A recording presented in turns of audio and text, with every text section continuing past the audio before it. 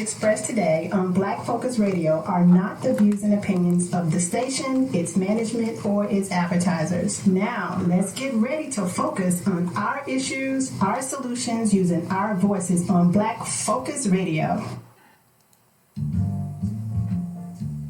Welcome to Black Focus, the show designed with our community in mind, where we focus on our issues, developing our solutions, using our voices. Central Arkansas, surrounding areas, and the nation. Get ready. Black Focus starts right now. Phone lines open at 855-525-5683. So here's your host, David W. Coleman and Robert Webb.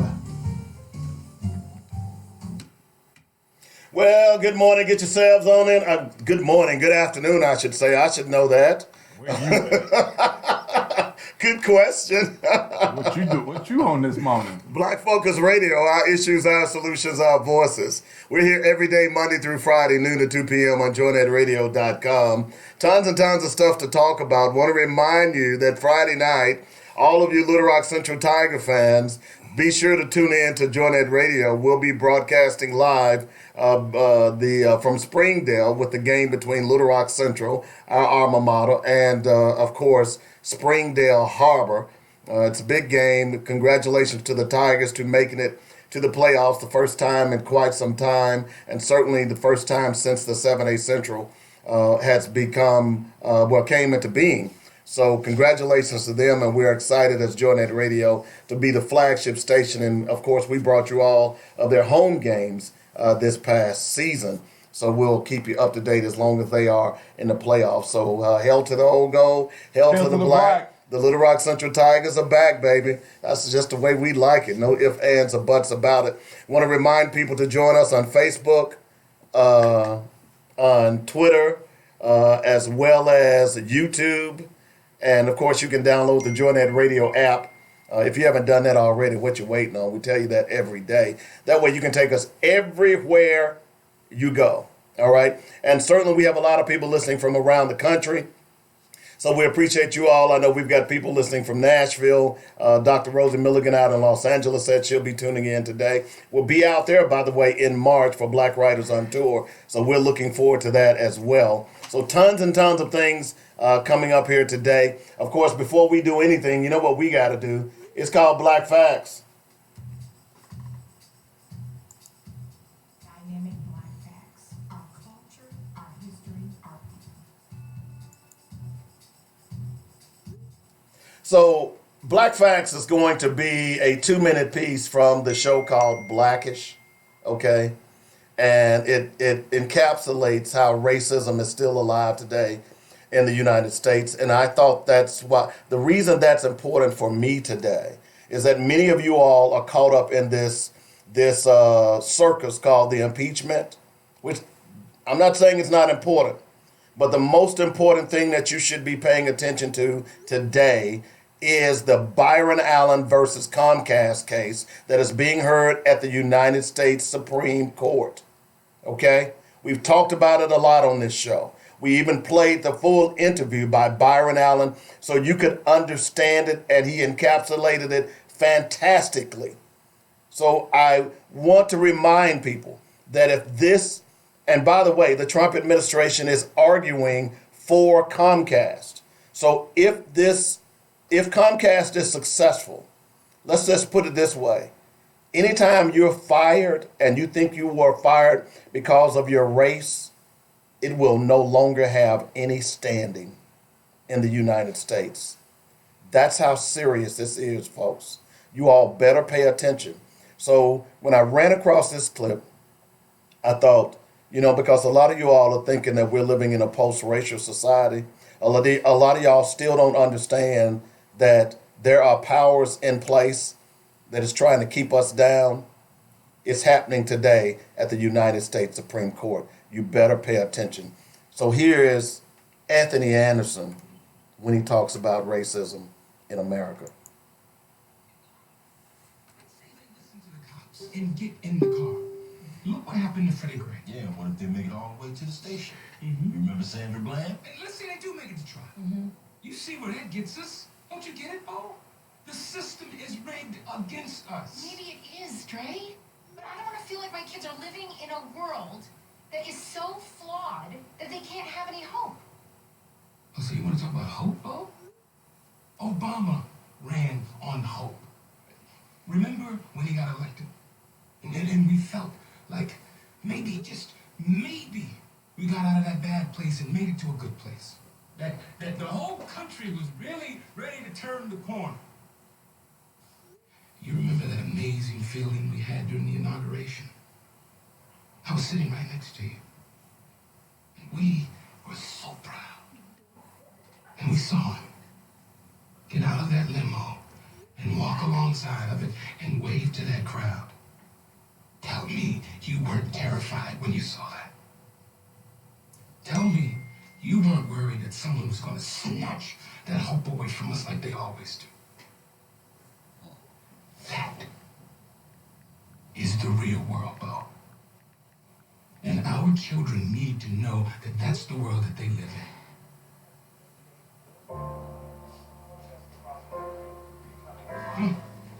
So who's watching? Let's see what they're going to say next.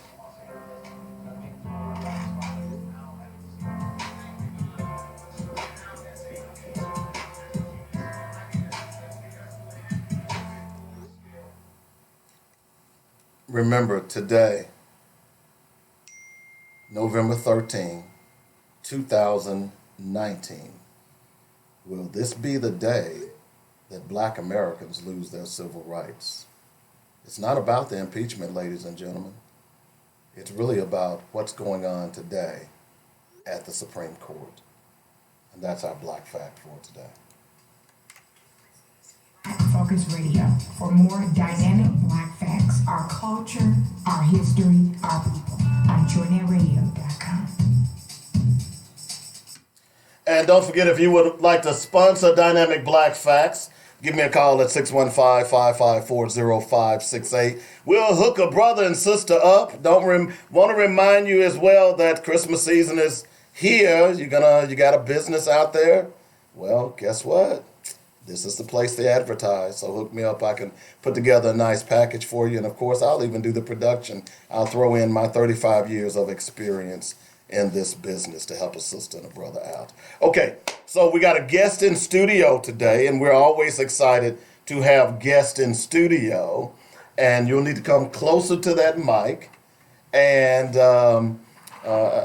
unfortunately, a seat now at the Arkansas State Legislature is open due to the untimely death of the beloved John Walker. And people are jockeying for that seat. And of course, we here at Black Focus Radio, we always try to get leaders on, or potential leaders on, who are in politics and the like, to talk about issues that affect our community. And certainly that seat is important for our community, and certainly it's big shoes to fill. So today we'll talk to candidate Joy Springer, and tomorrow we'll talk to Ryan Davis about that. And of course, if there are other candidates who would like to come on the show, we'll be glad to have you. Okay? All right, so let's welcome to the mic Joy Springer. Hey, Joy, how you doing? Oh, I'm good, thank you. You kind of look apprehensive. We don't bite. We're actually pretty nice. At least I am. I don't know about Robert, but all is good. Welcome to your first visit at Black Focus Radio. It is. Thank you for inviting me. No doubt about it. We're happy to have you, and of course, proud of the fact that we've been doing this now for almost 5 years and talking about the issues that affect our community on a daily basis. And certainly with the passing of John Walker, that opens up a seat. But I know you worked with Mr. Walker, so if you'd like, just take a little time out and introduce yourself and tell the community a little bit about Joy, or should I say candidate Springer. And of course, if you'd like to lament some things about Mr. Walker, you're more than welcome to do that as well. Well, as you know, my name is Joy Springer, and I am similar. I have similar upbringings as Mr. Walker had. I'm from South Arkansas, South Central Arkansas. I was born in Ouachita County, Arkansas. So I Now, where from South Arkansas? Agimo. Agima. Yeah, Yeah, are you familiar with Agimo? I went to school at SAU in Oh, you did? Magnolia. Okay, all right. And then. we So- used to have to go to Agima to get our liquor. Everybody know about that one. Oh, okay. You know, All right. because Agima was the closest to Magnolia. Okay. I hate to say that, but I'm just. Well, it was right up the street from me, but Yeah. I dare not go there. Yeah, I know Agima. Yeah, I know Yeah. exactly where you're from. So in the outskirts of Stevens. So I attended public school in Stevens, Mm-hmm. Stevens High School. I graduated from Stevens High School early on, 1974. And Do you know any Todds from I Stevens? surely do. Know a lot of Todds. You from know that. Joe Todd? Yeah, Okay. Anna Todd, all Yeah, them. There's a oh. whole rick of Todds down there. Most everyone knows each other Yeah, in Stevens. yeah, So mhm. I left Stevens and I attended college in Arkadelphia, Henderson State University. Boo, yes, boo. Boo, yes, okay. I'm a mule rider, Okay, okay. you're a mule rider. Yeah. Okay, I'm ready. Yeah. The spirit. So I attended school there. I received a BA degree in general business with a minor in economics. And so I left Arkadelphia after spending 3 years there, and I moved to Little Rock, where I became employed. I was a business major, so I went immediately into the business field. I started a job in the accounting department. If you all remember M.M. Cone, Yes. the department store. Yes. So I was in there. That explains her the way she dresses. So I was there. I spent. Bought my first pair of isotonic gloves from M.M. Cone. Yeah, I spent about a year at M.M. Cone in their accounting department. It was real interesting, and so my time there, I learned that I shall never spend my money on paying full price for an item because those items come very cheap. So I left M.M. Cone and I was hired at an insurance company, Allstate Insurance Company. And soon thereafter, I was a claim representative. So I learned the jargon at the insurance company. I immediately became a claims manager. I was over persons that handled not only property damage claims, but bodily injury claims. And excelled from that position. I became the casualty claims manager, where I had dealings with lawyers. In fact, my first encounter with Attorney Walker was he had a claim in our office, and one of my claim representatives came to me and inquired about getting additional authority to settle that particular claim. And I said, well, looks like you have enough authority, so go ahead and try and settle that.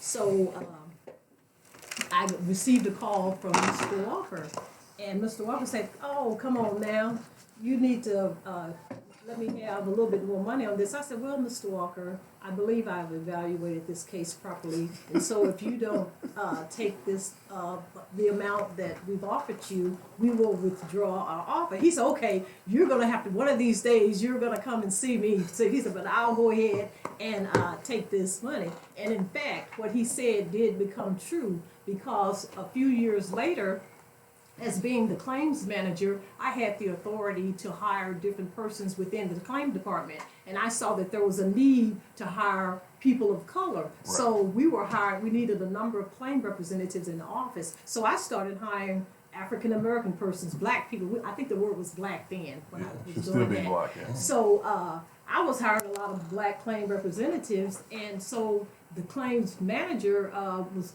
started kind of questioning me about, the persons that I was recommending, because I hired people that left the office in Little Rock and they went on to different areas all over the country, and they became claim managers themselves. So I thought I was doing a pretty good job, but I think it was this one person that I had hired that this claim manager did not like, that I hired for whatever reason, and I won't go into details, but anyway, I was hiring a lot of black people. So eventually they said that my performance as a claim manager was poor, and they were evaluating me, and they put me on an improvement plan. So I went through that process where initially I just excelled, went up through the company within 4 or 5 years. I was a claims manager. That was unheard of. And then when I started thinking about the makeup of the workforce within the claims office, then that changed. So soon thereafter, I was put on an improvement plan. I was said if your performance doesn't improve, you're going to be terminated. So eventually I was terminated, and lo and behold, guess who I called? John Walker. So he had already told me that I would be getting in touch with him if I didn't watch myself. So that fact did in fact come true. May have known. May have known Prophecy. already because of the. He knows how dark your office got. Yeah. Yes. But anyway, that's history because after he represented me in court, I soon came on board with him, and we've been together ever since. So that's been more than 28 years ago. So You're dating yourself right now. Yeah, okay, that's fine. But it has been a wonderful experience working with him.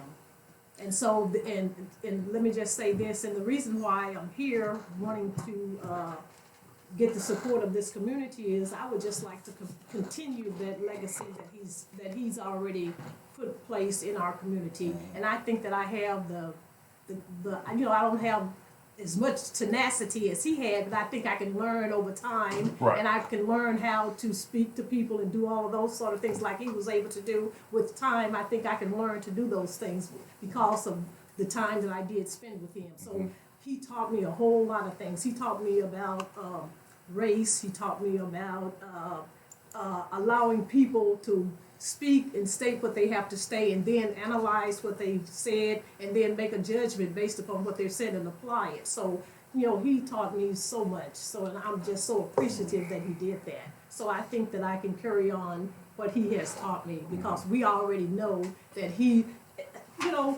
if I may. So a lot of people this past couple of weeks, they talked about John Walker as an individual, and I just decided to write down some of those things, and all of them, they're so true. The first thing that came to my mind was he's a gentleman. That is, in fact, true.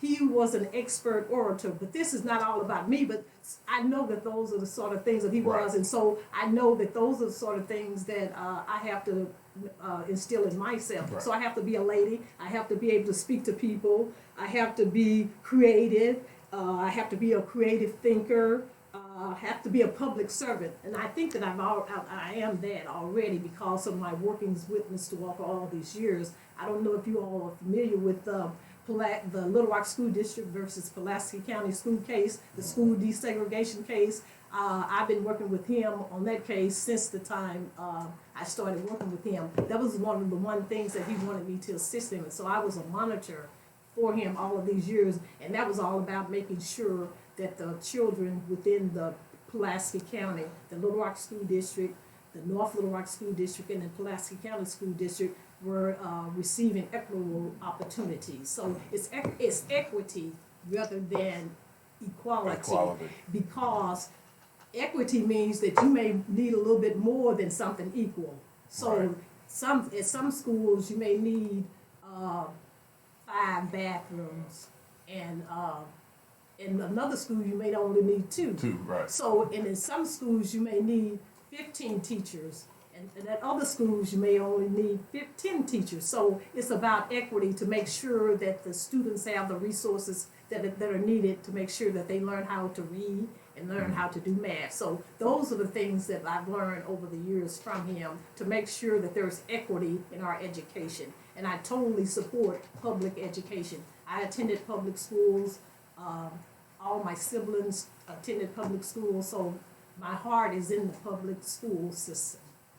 Let me ask you a question, and I didn't initially plan to ask this question, but as I listened to what you said about what happened to you at Combs, it's just so ironic that, and you heard me, and I don't know if you're familiar with the Byron Allen case, but that's exactly what this case is about, is that where you were able to go and hire John Walker to get reciprocity for what had happened to you. If this case today if Byron Allen fails, then that will no longer exist in America anymore. What do you think about that? Well, that's just unthinkable. I just don't see. I just can't imagine that would take place. So hopefully we have a Supreme Court that will look at that and understand that there is a need for that sort of thing. I know that there's a law prohibiting quotas and that sort of thing, but I just can't see the people that are there now. We have the judges that are on the court now that I just don't see that taking place. Hopefully, I'm just praying that won't take place. It's scary, and as we talked about it earlier, and I heard what you just said.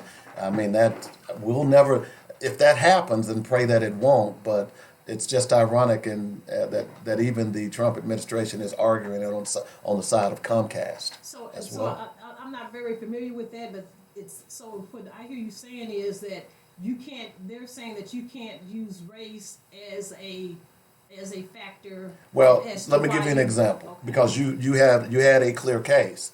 So Attorney Walker would have had to prove that the reason you were fired or discriminated against, I don't know what the ins and outs of your case, was because 100% you were black. Right. You understand that, right? Right. So you could have been fired because 45% of it you were black, and 55% it was they didn't like the way you wore your hair. But if this case goes through, now you will have to, it's an almost unburdenable proof you would have to prove that employer fired you because you were black. Okay, so you're saying that there has to be direct evidence, because the way, as I understand it now, and I'm not a lawyer, but just my experiences with Mr. Walker, the cases are that you can show some indirect evidence to show that race was a factor. Because if you can show that the majority of the managers within a particular Comcast, if all of those persons were white, if you can show that all the promotions went to white people, if you can show that the practices within that particular company were geared toward favoring white people, then that would show that there is some race discrimination, not necessarily being the fact that I'm firing you because you're a black person. Right now, you don't have to have direct evidence, because people these days do not come out and say, I'm firing you because of you're black. They do other things. So there has to be some evidence, and that's what Mr. Walker did over the years, because, I mean, I think that's kind of the way it is now. The people are not going to say that I fired you because you're black. Right. They're going to do other things. So if they hire all black people, they give promotions to all black people. If they don't treat you the same way, if you were to go on vacation and then come back and they say, well, you should have gone on vacation 5 weeks, but this white person went on vacation 5 weeks and nothing happened to them. If you can show a pattern and a practice of how they treat white people more favorably, I think you would have a good chance. I think that's the way that it's my understanding, having worked with Mr. Walker, that if you can show those kind of patterns, then you would have a good chance. But I guess what I need to do is go read that case that you're talking about to see, in fact, what the facts are in that. So well, what it'll boil down to now is that you have to prove 100% that the reason they fired you was because of so is that so? There's not what you said. You just to have factors. Yeah, factors will go away. Indirect evidence. So what you're saying is you can't even indirect evidence cannot help you in good, it. It'll be no good. Okay, well this is serious. It's very serious, because discriminators know that it's against the law to come directly out and call you a racial name. They know that they can't say that I'm firing you because you're black. They will not say that. They'll do other things in order to fire you because of your race. So, I mean, that is very serious. So, persons that are listening, if that's the case, we will be in trouble. Yeah, no doubt. So, let's talk a little bit about Arkansas. Of course, a lot of people are interested in that seat. Why does Joy Springer think that Joy deserves to represent the people in the 34th District? I think that I'm the person, because I think I can carry on the legacy that Mr. Walker has already established. I think that I'm able to work with people. I've learned over the years from him that there is a need to work with people and to be able to communicate with people. Even though I will be strong regarding my position, I think I can be strong stating the position that I have without, stepping on toes or hurting someone's feelings, even though I might hurt some feelings, but I'll be real direct and I'll be conscious of their feelings, and I'll allow them to state their case, but I'll be steadfast if I have a certain opinion, and I think that's the way he was. He was steadfast with that. One of the things, or one of the problems we've had, just not here in Little Rock, but across the country, is turning out the vote. What can you say to people, black people specifically, as it relates to why voting is important and why they should vote for you? Well, voting, we all know that one vote causes a lot of things to happen. Like one vote, like on that case that you just talked about, will cause problems. All it takes is 5-4 to cause that decision that you're talking about with Byron Allen to take place. So that's a perfect example of why all votes should count. So everybody should be aware that you should go out and exercise your right to vote. And remember that we had people many years ago who fought for that right for us, and they died for that right for us to vote. So, I mean, that's what I'll be saying, and I will encourage people I'll go door to door. This is I haven't been a candidate, well, I have been a candidate for the Little Rock School Board, and I'm not afraid to go to door and ask people to vote for me, so that's what I'll do. I won't just sit back and wait for somebody to come to me. I'm going to go out to the community, and I'm going to walk the streets, and I'm going to go house to house, neighborhood to neighborhood, and ask for that vote, and I'll let them know that I want to continue the legacy that Mr. Walker has maintained here in our city, in our state, in our country. The elephant in the room in the state of Arkansas, obviously, is the school board and what's going on with the public schools here in Little Rock right now.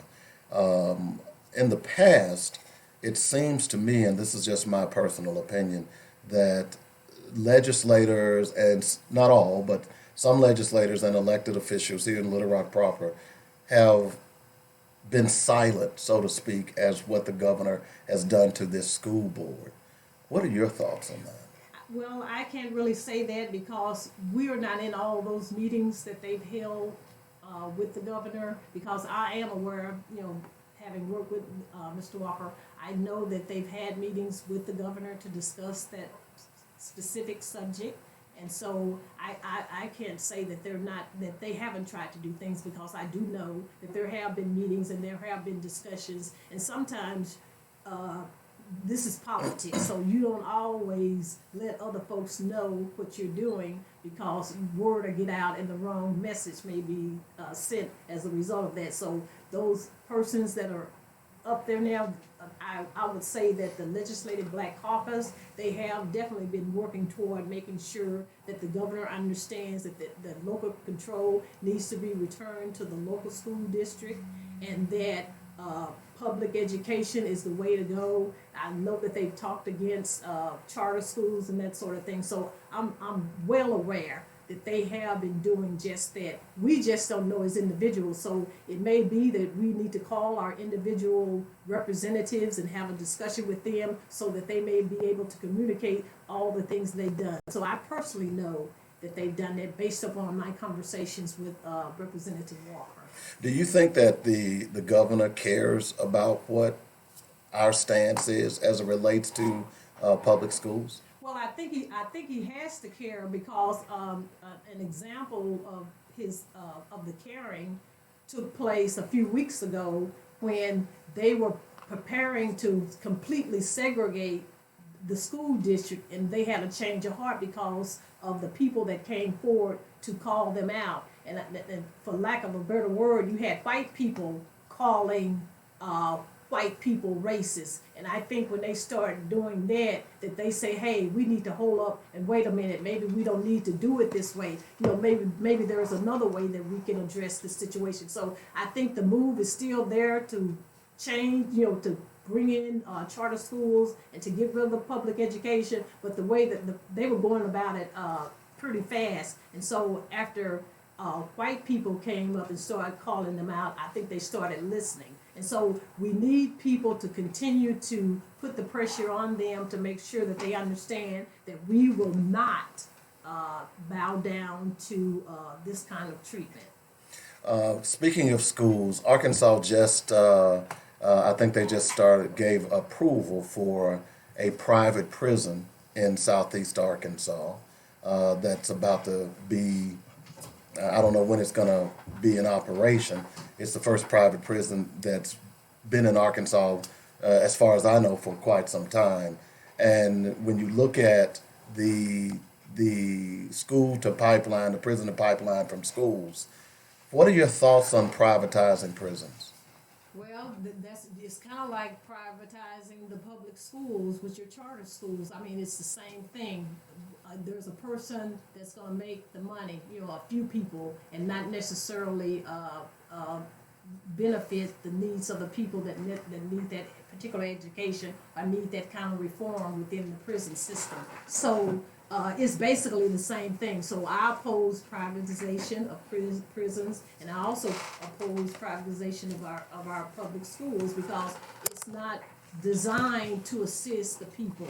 It's designed to make someone else, a few people rich on the, I would say, the backs of the underserved or the persons that can't do any better. So Joy Springer becomes the next representative in District 34. What are some initiatives that Representative Joy Springer would like to bring forward? I'm going to continue those initiatives that Mr. Walker had already started and that he promoted, because we're on the same page. I'm going to fight for public education. I'm going to continue to fight for unions. I'm going to continue to fight for non-privatization of prisons, non-privatization of any of the of these different departments within the state of Arkansas, where someone can make extra money and not allow that money to be earned by the citizens of this state. Whereas, if you privatize things, that's just an opportunity for somebody else to make all the money, and the money is not spread throughout the community. So I'll be totally against privatization of anything within the state, because when you do that, you take away jobs from other persons within the community. So I'm all for making sure that we have equal equity within this community, because some of us need more than equal. We need more than that. So the ones that can be satisfied with equal, that's fine. But some of us need equity, and so that means they need a little bit more.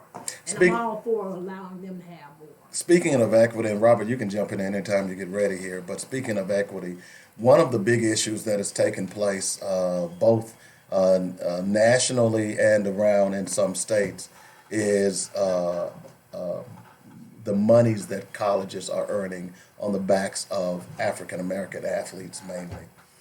North Carolina, Florida, California, and many other states have passed legislation now. I think California's law was called the Fair Equity Pay for Play. And that doesn't mean that athletes are being paid by universities, but at least they will be able to earn money off of their intellectual property or likenesses, so to speak. And that is an important issue when it comes to black parents and sending kids to college. What are your thoughts on that, if you've got thoughts? And would you be willing to look at potential legislation that would support a fair pay for play type situations where Arkansas athletes could earn off of their likeness? And moreover, is it important because many of the states, and we found that Arkansas tends to be the last in enacting national legislation. This is something that is out there that's, I would say, future thinking. What are your thoughts on it? Well, Mr. Walker and I, we've discussed these topics in the past. Oh, good. and so if I remember right, people think I'm reading questions that y'all gave me. So well, I'm not. I'm really not. So. But he termed the athletes within the state of Arkansas as kind of like being. Let me see. I'm trying to be nice about it. Say it. Maybe hey, this is Black Focus. Say it like you feel it. He considered the athletes in Arkansas as slaves. I agree. Well, William Wharton, who is a Pulitzer Prize winning author in Chicago, he coined it the $40 million slave. So you're not saying anything that's out of the ordinary and what we've not discussed here. Oh, okay. So go ahead. That's how he termed them. So to answer your question, yes, I would support there being some kind of way to compensate athletes because the university do in fact make a whole lot of money off of the athletes, and so that's gone on for years and years and years. So we have to be careful about how we word the legislation. But I am definitely in support of making sure that athletes are not, I guess you could say, prostituted in the future. Good. Robert, go ahead. Okay, I think Miss Spring has been rather modest. She served on the school board. She's active in AKA, and I'm always seeing her doing something. She's always doing something. So, but I want to talk to you more about education because I know that's where your passion lies, right? So, you said you made a great point about equity versus equality. So I know you're familiar with it, but I'm gonna ask you this question. So every year, ADE always comes out and says, "Okay, we need to fund education 2.6%." Now I know Mr. Walker was a big proponent of fighting for that equity, but we hardly ever got it. Do you have a strategy? Have you started to think yet? I know probably not, but have you started to think yet of how you would strategically, how would you try to persuade them to fund education fully? Well, as you know, there's a funding formula for providing monies for education. So I would have to first look at that and have a clear understanding because I don't think anybody really in the state understands how the formula works. Really works. They claim that they do, but I don't know that it's applied. I don't know. I really don't. So that's something that I would have to look into and make a determination about how we would make sure that there is equity. Because, as you know, there was a lawsuit that was filed regarding that. And so it may be that whatever that formula is outdated given the demographics of our city now. Okay. And the state. So you're running. So give us your top 3 biggest concerns as you're running for state rep. Well, I think we've already talked about it. Education. And then there ought to be a way for economic development, more jobs. So that goes back to what I talked about, how our educational system and the prison system are being utilized for big businesses. Right. The people that make money off it. So we need to find a better way to make sure that our educational system and our economic development within the state is not, I don't want to say equalized, it has to be, maybe equalized, but still making sure that there is equity in the application of making sure that persons within the community receive their fair share of certain jobs and that sort of thing. So I'll want to look at that to ensure that opportunities are being made available to those persons. And so I guess that's economic development and then education. And then I guess the other thing would be is, I guess our criminal justice system as well. Criminal justice reform. Yeah, about how persons are being placed in prisons and, the time being served. And it's real interesting how I remember going to the legislature with Mr. Walker when he served on the judicial committee. And he always would ask the question about whether or not there has been an impact study done on some of these laws that they were trying to institute and how they affect certain groups. And most of the time, it would be the minorities that would have the greatest impact on the laws that they were trying to implement or change for whatever reason. And let me just say that that's another thing too. I don't think that we should institute laws and make laws to favor a particular person just because they had an incident occur in their life and they want to change it based upon their experiences. Their own personal experience. Their one personal experience. So don't change the law because you had a bad experience and you wanted to fit your lifestyle or something that happened to you. You should be. That doesn't happen at the Arkansas legislature, does it? More often than you think. All the time. So that's another thing that I'll be looking at. We don't need to be making laws that are personal in nature when individuals come there specifically to institute a law that's going to favor their particular position or what's something that they want. I don't think that promotes equity. Mm-hmm. So, I had a really great question. It just left me. Jesus. Old man's disease. I get it from you. It's contagious. It is. But I didn't go blank when I asked my questions. See what I got to deal with every day. This is every day. This is what I get every day. I had a really great question. And it just left me.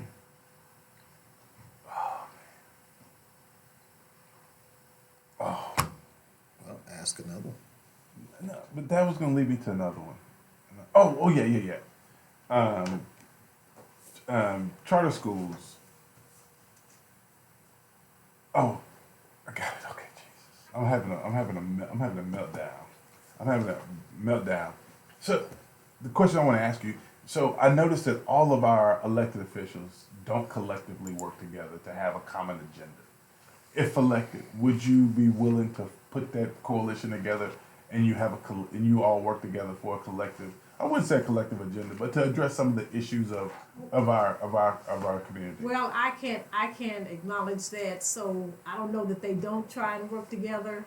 I mean, so I can't just come and say that. So what I'll do is I'll go in and I'll make that statement to say that we do need to work together and make sure that we have common agendas. So at this point in time, I don't want to say that, especially the Legislative Black Caucus. I'm thinking that's who you're speaking of. Is that who you're No. I'm talking about all the black elected officials in our district. Because, our district, we have what? We have 8 black elected officials who represent our collective area. So you mean not only at the state level, but the federal level and the county level. Oh, okay, all right. So yes, they have a common agenda to work together. Okay. So you would have to organize a new group and call it what? We'll have to call it something then if we're gonna get together. We'll call it the Pirates. Okay.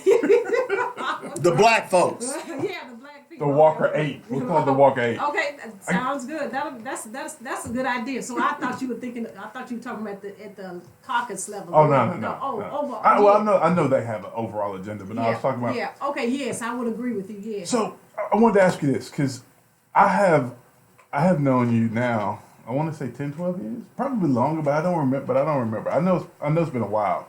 And don't try to put age on me now. You did it already. She said, I graduated in 1962. No, did I say 62? 62 from where? Oh, Lord. From Okmulgee. I can't even say it now. I know you lived in the community. I know you've been here forever. How long have you been here? Give us a little background on how long you've been here and some of the community stuff you're involved in. Okay, so I left. I've been here over 40 years. So about 40, 42, 43 years. And I'm involved in my church as I'm a member of the African Methodist Episcopal Church, AME Church. I've been a member of that church since I was young. That's where I grew up. It just so happens that when I got married, when I moved here from Arkadelphia and came here, my husband and I, we got married. God worked it out. He was an AME too, so we just continued on as AME. So I'm a member of the African Methodist Episcopal Church. I've held all kind of positions in my church. I've been a steward. I've been a Sunday school teacher. I've been the treasurer for my church. I've been on pastor. Just name it. I've done that in the church. I'm a life member of the National Association for the Advancement of Colored People, NAACP. Mm-hmm. I'm a life member of my sorority, Alpha Kappa Alpha Sorority Incorporated. Life member there. So you make that little ski sound, right? I can't quite do that. But anyway, so I know lots of AKs. I'm really involved in the community. I work with the Grassroots Arkansas. I've served on different committees, the scholarship committee for the Clementine Mathis Ross. She's a teacher here in the community. Her family, I was honored to serve with them to fund scholarships for students within the community. And my sorority, we focus on uplifting and serving the community too. So that goes right into play with, what I have a passion for. So just this past Saturday, we were out at Watershed and we had what we call a food pack event where we packed 10,568 Really? meals, and those meals were left at the watershed. So people that are food insecure, they can come to Right. the watershed and have food. We decided to do something different. In years past, we would go to the watershed and we would assist with boxing up canned goods for people to come. We would work there. We would set times to do that. But this year, we thought we would do something different. So we had a group of my sorority sisters and some young people, undergraduate students from UA Little Rock and other persons in the community that came out to Watershed, and we were able to do that last Saturday. So I felt, and we all felt very good about doing that and leaving that right there in the community with Reverend Stewart. So those are the kind of things that I do on a daily basis. I'm always in the community. I've lived here for the 43 years that we've talked about, and so I plan to be here, and I plan to continue well, in fact, I grew up in a family before I even met Mr. Walker. I grew up in a family that was hardworking. We worked in the community. We assisted our neighbors. We did things together in the community. Early on, I was a member of the NAACP. My parents were a member of the NAACP. So all my life, we've been focused on serving others and making sure that we have equal opportunity, that there is equity within our community. So that's what I'm here. That's all I know in my life. I work. I don't have any children. I have a husband who's very caring, and he's very dear, and he understands my passion to work with the community. So he's just been great over these years because I spent a whole lot of time working, trying to work for others. And so he understands that, and he understands that that's my passion. So as long as he's able to go to a football game or a basketball game, he's good. So I really would like to just thank him. Horse. I really would like to thank him for allowing me to be out here in this community because that's what I do. So I work 12, 14, 13 hours a day some days. So I'm here, and while I'm working, you can bet it's going to be community related, whatever I'm doing. Because that's what we do. That's what I've done for the past 28 years at John W. Walker, PA. Work for the community. Well, thank you. I like that. Man. So, my last question. So, tell me a little bit, because when you got elected to the school board, y'all didn't even serve what? There's been this huge misconception that on the school board that y'all served like this extended term, but you were actually only on the school board, what, a month maybe? Well, that's what I say. I say it was a day, a week. It seemed like it was just a week. It wasn't very long because that, and I think I still have an opportunity to focus on that. So we have to make sure, people give lip service to, they say, I want to make sure that all children learn. They're very good about saying that. They say, we care about all children. We want all children to learn. When in fact they don't. It's because if you really did want all children to learn, you would have listened to that board that we had established. We were going to focus on making sure that we addressed that achievement gap. We had people in place.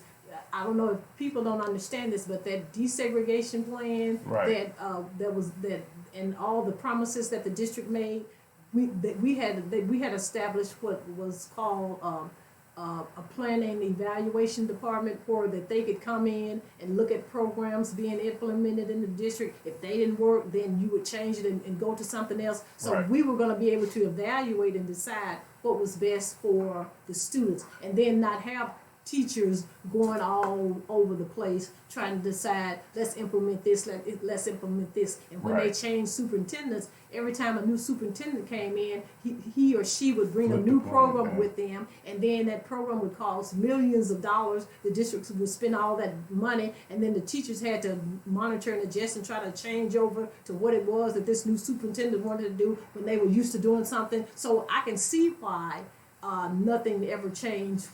So we were going to become focused.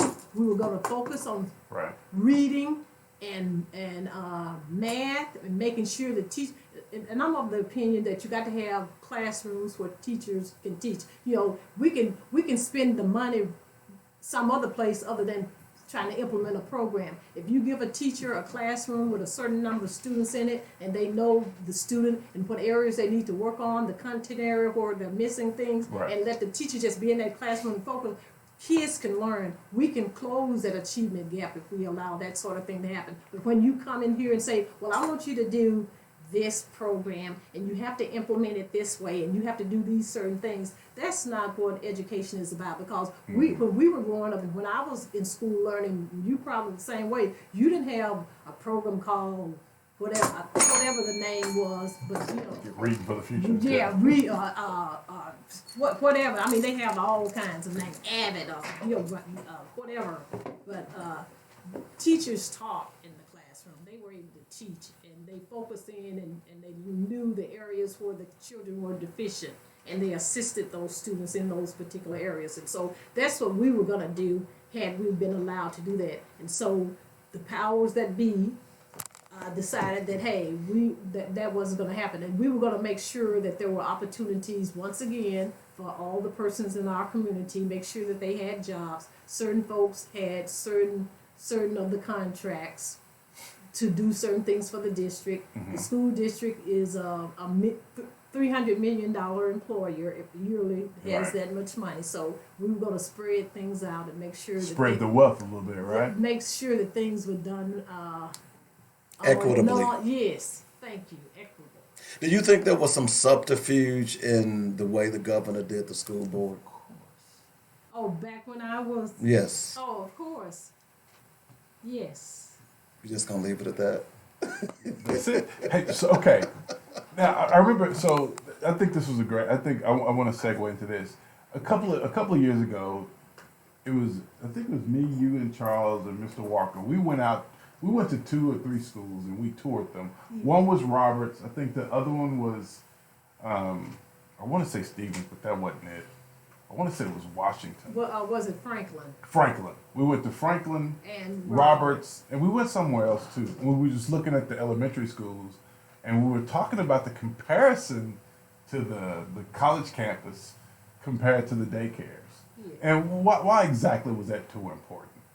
Oh, it was important so that we could actually see the favored being favored, continuously being favored. Okay. And so you could do the comparison. The building was immaculate. Yeah, it was. There was wonderful lighting, space, clean, plenty staff, all kind of resources available to the students. I mean, it was the Looked place like a to college be. campus, yeah. Yes. Pretty cool. So playing devil's advocate, why couldn't we say, well, Roberts was just built in 2015 or whatever year it was, and Franklin was built in 1930. So wouldn't there be some variations there? Well, I think you've already answered your question. Yes, if it was built in 1930 and then the other one in 2011, 10 or 11, of course there would be. So the technology would be different, the building itself, Right. all of that. So I'm just trying to wrap my mind around this. So you're saying that when we went to Roberts, the comparison was simply that you could have built the Franklin school like that, or you could have built a school south of 630 just like that, and a school north of 630. Isn't that the whole part of pretty much, I guess, the Brown versus Board of Education? That, I mean, you can't have a state-of-the-art school building and then the other school buildings falling in where it's raining inside. You got buckets in the hallway. I mean, wasn't that kind of along those lines? Oh, it did, for sure. Yes, definitely. That's the way that it was, and so that's why I guess that's why Mr. Walker had the reputation. He would always bring that to their attention and ask them why. What are you going to do to change it to make sure that there was equalization, equity within the schools? Why can't these kids have the same thing here that they have out west or south of 630 or southwest? So I mean, that was always the question being asked, and why it was continuing. So when you're on the school board, I think they made y'all scapegoat on a lot of things. One of them in particular, was they talked about how y'all voted for all these schools. You voted for the school in Southwest. You voted for the school in West Little Rock. You voted for a school on the moon. I mean, y'all did all this stuff. Well, I don't think we have enough time on the station today to talk about that. But people talk, but they don't actually go and look to see what actually took place. People, I think they're just speculating about what the board actually did. There was a motion that I took time to draft, and I specifically said certain things should happen before certain schools would be built, and that certain things had to happen. So, could you give us just a little snippet of that? Not too much, but just a little for snippet. instance, like the school, the Pinnacle View that was being built, we agreed to that, but they had at the same time that Pinnacle View was being done, they were supposed to start the school in Southwest Little Rock. That did not take place. So that was the motion. That's what the board agreed to do. We did not say for you to go ahead and do Pinnacle and wait 5 or 6 years until we had some money to do the school in Southwest. They were supposed to be done at the same time. And then they come up with the excuse about, well, the enrollment there's plenty of space. We knew there was plenty of space in the schools. So if they needed to have kids in schools, they could have moved the kids around. So it's okay for black kids to be bussed around. And if white parents don't want to bus their kids to have them ride the bus, they could have taken them in by car to the other schools. So it wasn't about there not being space. It's about favoring certain people as to what it is that they wanted to have happen. That's been the way of our world. That continues to be the way of our world until someone stands up and continues to bring that to their attention and insist that be changed. And so that's what was all of his life. That's what he was saying the whole time, fighting for there being equity within specifically the public schools here in Little Rock. Okay. Well, good hour. Yes, we was only supposed to give you 5 minutes. No, I'm just kidding. Oh, okay. So can I have a couple of more? Go ahead. Sure, go ahead. So for those of you that are out there listening, my name is Joy Springer, and on the ballot it's going to be Joy C. Springer, and I am a candidate for the state representative seat, District 34, where John Walker was previously the representative. So if you live in that area and you voted for John Walker in the past, I'm that person that would like to have your vote on during the election. Well, and you will know those dates here pretty soon. Okay. Please vote for me. You're going to come back, right? Yes, I'll be back. Okay, all right. We'll have some tough questions for you next time. Then. All right, Thank you you'll be so ready. much. Hey, we're looking forward to it. It's a pleasure meeting you. Thanks for joining us on Black Focus Radio. Good luck. We'll have one of your opponents on tomorrow as well, so you can tune in and see what he has to say. But either way, we need somebody that's going to be in that position that's going to be a fighter. Okay? I'm a fighter. And based on your history, I think you are. So, but again, thanks a lot for joining us. Good interview, and we look forward to talking to you again. Thank you so much. Thank you, Ms. Springer. All right. Tell Horace we said what's up. That's the first hour of Black Focus Radio. We'll be back here in just a moment. Our issues, our solutions, our voices. We'll see our guest out on joynetradio.com. Good job. Good job.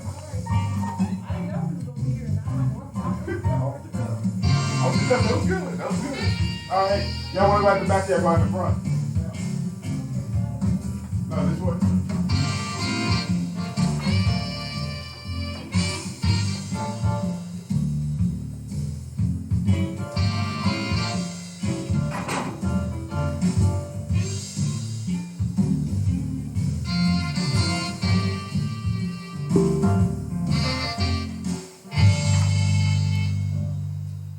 Can I talk to you for a moment? How many people have come up to you and said, hey, I didn't know you had a business? Yeah, that can happen when you don't advertise. I have a solution for you. Advertise on Joynet Radio. And let the world know. Hey, Russ, I just saw your comment. Advertising is so expensive. I've got a great package for you that will cut your expense and increase your bottom line. It's only $125 for startup and new businesses. Call me, David W. Coleman, at 615-554-0568, and I'll put together a package specifically for your business. Now is the time to tell the world, hey, I'm in business. Come spend your money on quality goods in my store. Let us help you at joynetradio.com. Here's the number. Call me 615-554-0568. We are here to assist you in building your brand. Hi, I'm attorney Theo Thompson from the Thompson Law Firm, and I want to help with your legal matters.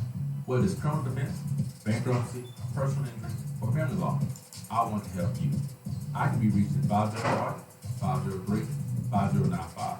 Don't face your legal issues alone. You need an attorney whose primary objective is to provide you with the best legal representation. Our office address is 415 North McKinley, Suite 710 in Little Rock. I'm attorney Theo Thompson, and I want to provide you with the best legal representation.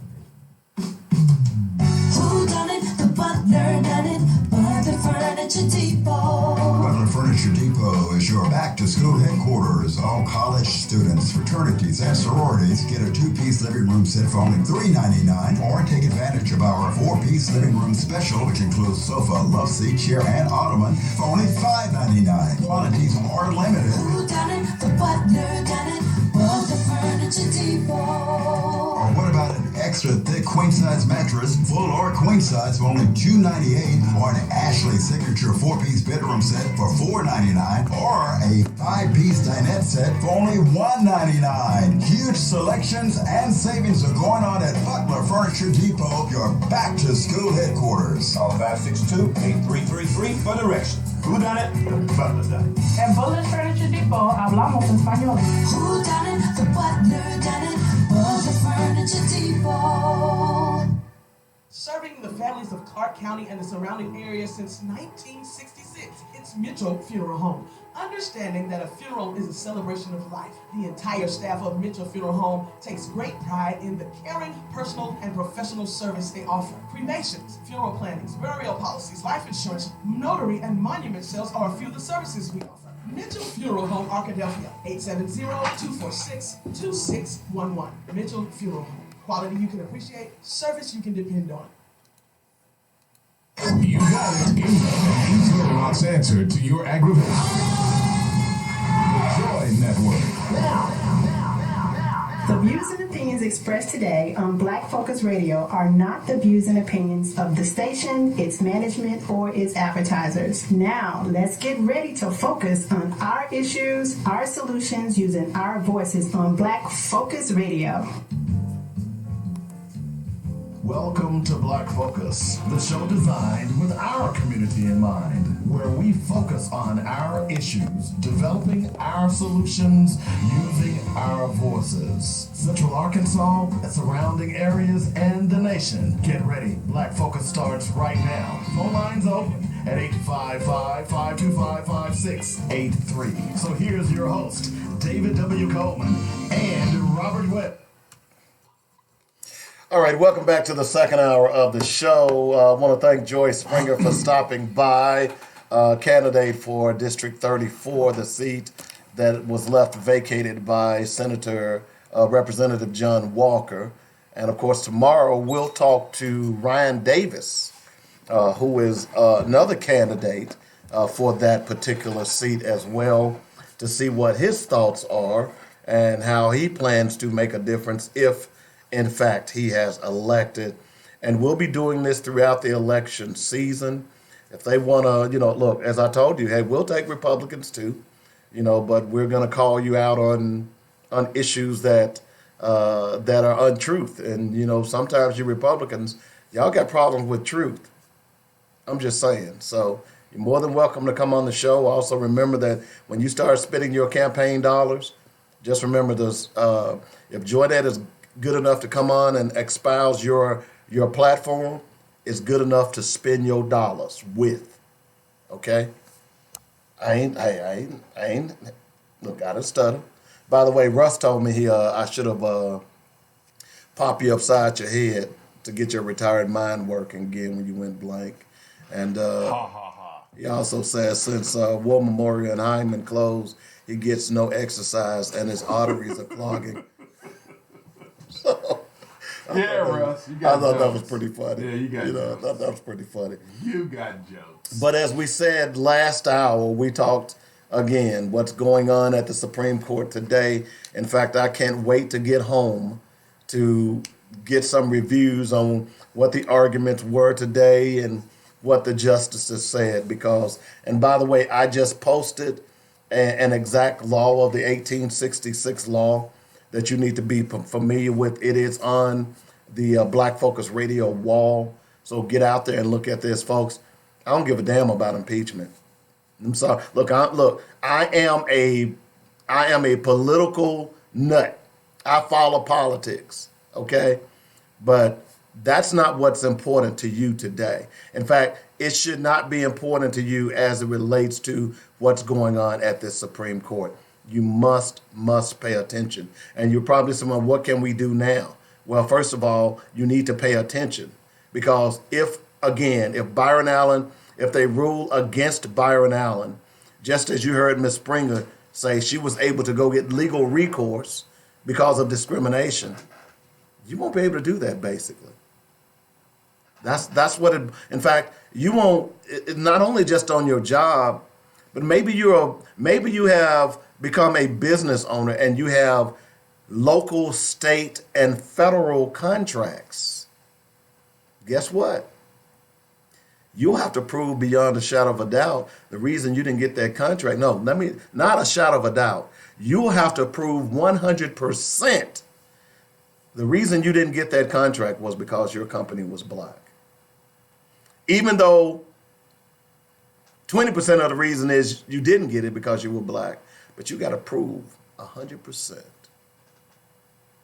While y'all watching Power and Empire and Real Hoes of Atlanta. Get off my peoples, Dave. Let my people go, Moses. I'm just sorry, man. This is serious. I will look. You know, I'm laughing. I'm thinking about, I've told you all that we ain't our grandparents. And this is not going to stand, folks. White people. Who's going to fight it? Look. Who's going to fight it? I'm just saying. Name me 3 people you know. David. Other than me, you, and Russ. That's 3. No, other than us. Who else? There'll be others. Who? Because, look. I ain't fighting. I'm with Comcast and Charter. Shackle y'all down. Okay. Seriously, man. It ain't just Comcast and Charter, bro. Hey, man. Let me tell you something. If you haven't seen an outcry, and I'm gonna say this again because I think it bears repeating. If you were not upset when they started adding the LGBTQ, when they started adding dolphins, when they started adding eagles, when they started adding dogs, concrete, when they started adding newspapers older than 4 years old into the protected class. Oh, no, not the newspapers. Newspapers into protected class. If you didn't say anything then, why would you say anything now? But you know why? It why? wasn't important then. Why would it be important But you know why it wasn't important then? Because a lot of people, listening. our leaders were not talking about this. Our leaders had sold us out. The NAACP. But how are you? This is the thing for me. Even when I wasn't in politics. Are you dogging out people? I'm not dogging out people. I'm just letting you know that I think while your conversation has merit to some degree, well, I shouldn't even say it has merit. It has no merit at all. Oh, my conversation don't have merit? None. Why? Because people ain't listening to that. Why? Because if they were, we wouldn't be in this thing we are with the school district. We wouldn't be. I mean, Dave, how long black folks been getting shot by the police? Dave, it didn't just start last week. Dave, we've been getting shot by folks since we've been here. You ain't seen no resistance. You ain't seen nobody fighting back. Nobody fights back, Dave. They go pray. That's what they do. They pray. So, Dave, listen, man. I'm just letting you know this. Hey, whatever happens today, that wet blanket is real. By the time folks figure out what happened, they'll be wondering why they take all the black shows off TV. But ain't this a good thing, though? How so? Let me tell you why. In a perverse kind of way, is because black folks are reactionary. That's part of our problem, is that we wait for things to happen to us before we decide that we want to do something about it, a la the school situation here in Little Rock, okay? So maybe the fact, it's kind of like I said when Trump was elected. Believe it or not, I said I'm glad he was elected because it's going to show a lot of black folks the true colors of America. The last 3 years has done that. Okay, I don't think so. It showed a lot more than it was, because you don't hear black folks running around talking about post-racial society anymore. My point being is that if this does happen, maybe for the first time, black folks will realize that this country doesn't give a damn about them. Dave, let me tell you something, man. Don't be a wet blanket. Right? I was at the board meeting one night, and this is the only night that I ever just wanted to stand up and scream, "Are you effing serious?" Right? The Hispanic community had came down, and I think you need to listen to this. I want you to understand the severity of what they did. The Hispanic community came down and says, "Hey, we want to open up a kind of like a Western Union so that we can send money back to our family in Guatemala, wherever the hell they were, right?" And they were just saying, it's just another business that we want to start, blah, blah, blah. Joan Adcock had black folk come down there and say they didn't want it. Now, if you understand the significance of controlling your own money and benefiting from moving your own money around, I was sitting there listening to people say, "We don't know what they doing over there. How many cars? They're gonna have a bunch of cars over there." You on Guy Springs? There's a bunch of cars already over there. It was just a level of ignorance that black folks who look like me came down there and did that, right? So I say to you, brother, no, ain't nothing finna happen. Cause you got the ignorant ones, they don't know where the hell to go. They just falling up behind white folk. Then you got the other ones who are in the middle. They want to do something, but they don't know what the hell they really want to do. Then you got the folks that's benefiting from this. You got the black folk that benefit from this. They definitely ain't gonna say nothing. That's why they get their checks. I don't care what you say. I'm just being honest with you. You got black folks who benefit from our misery. They benefit. They benefit every day. You're about to make me cry. Well, that's just the truth, man. I'm sorry. They benefit from our misery. You're about to make me cry. They benefit from our misery You're every about to day. make me cry. Every day they benefit from our misery. You're about to make me cry. And on top of that, you're about to make me cry. On top of that, them the very same folks who say, "I don't know why these black folks, why they won't stand up and fight."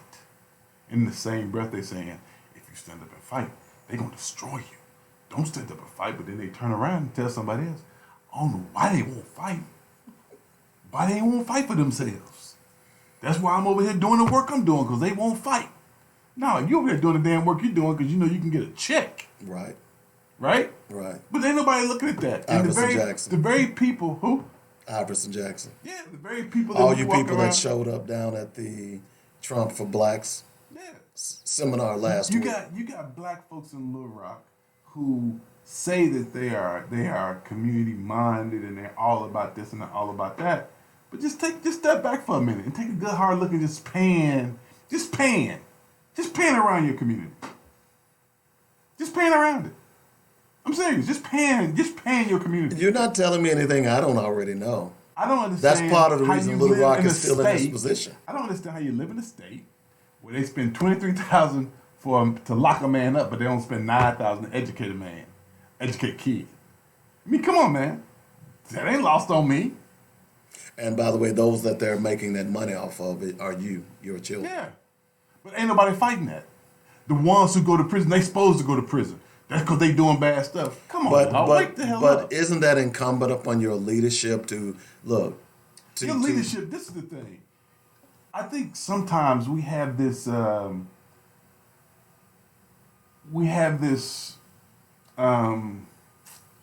think of the word I'm looking for. But we have this belief that leadership does everything, right?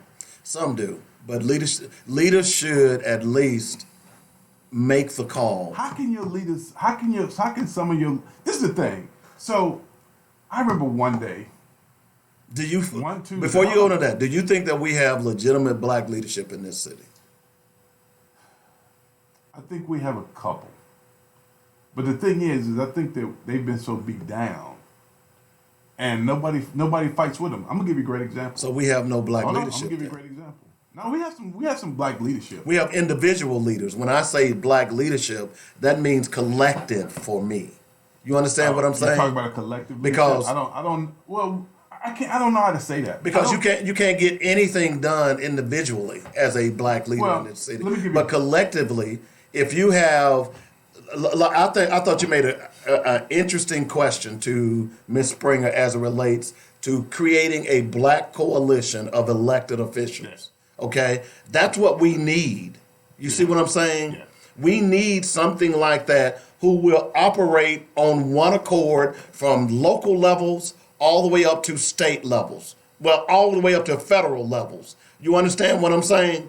We need something like that. I thought that was a great question because there is nobody that speaks on behalf of the black community. Don't tell me the NAAC put for the Urban League or the Urban League because we know now that Comcast has bought them out years ago. So let's look at it this way.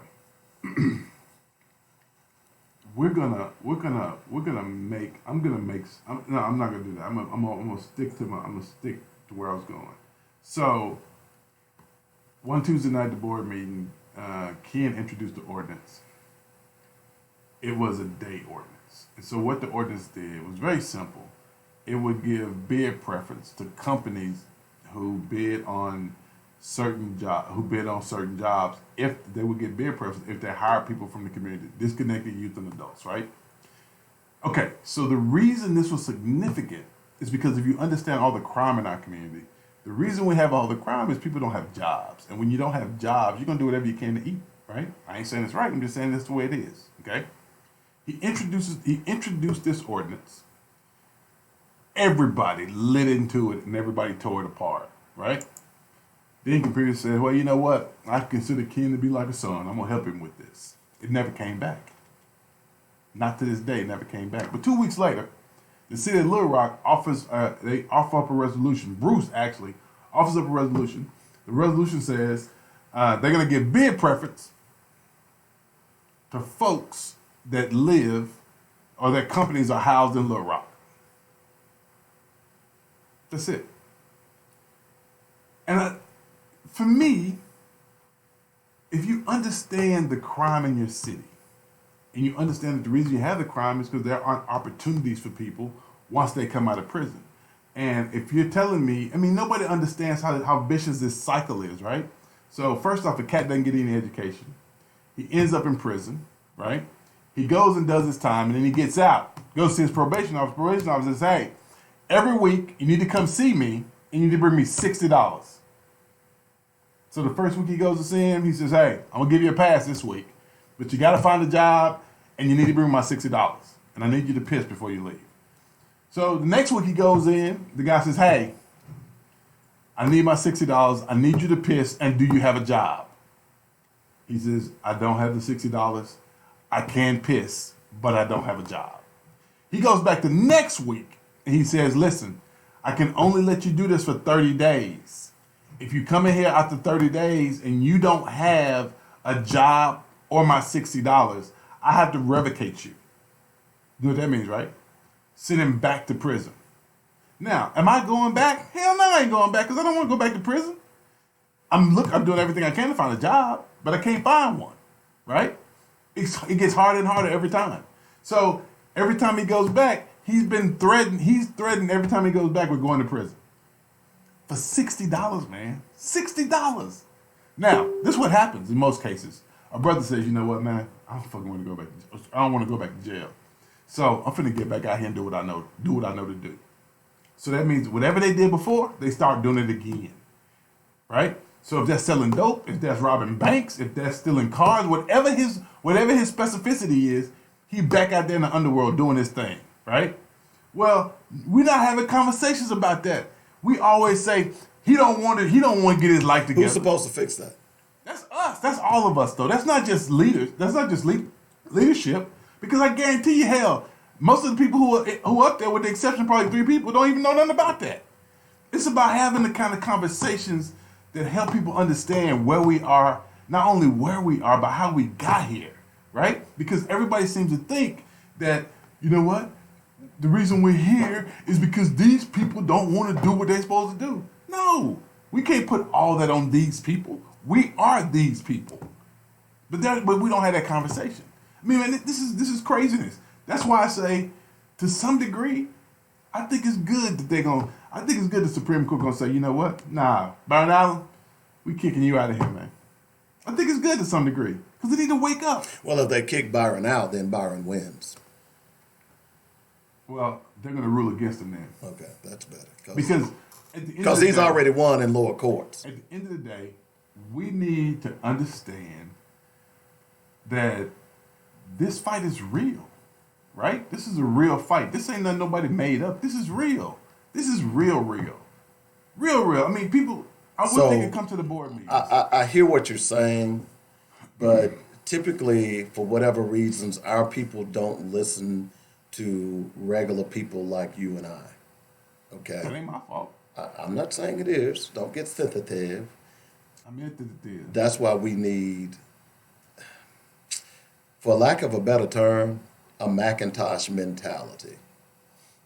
You understand what I mean by that? Yeah, but I don't think that helps either. No. Because what happens is you got these Negroes who benefit from my misery. I agree with that. And these are the Negroes that white people hoist up in the air and say, I agree with that. This is your black leader. No. And then they say about everybody else, everybody who doesn't go along with the status quo, they say, you're a troublemaker. Well, but you're a troublemaker. But, now, but you again, gotta ask yourself this question, though, Dave. You gotta ask yourself this question.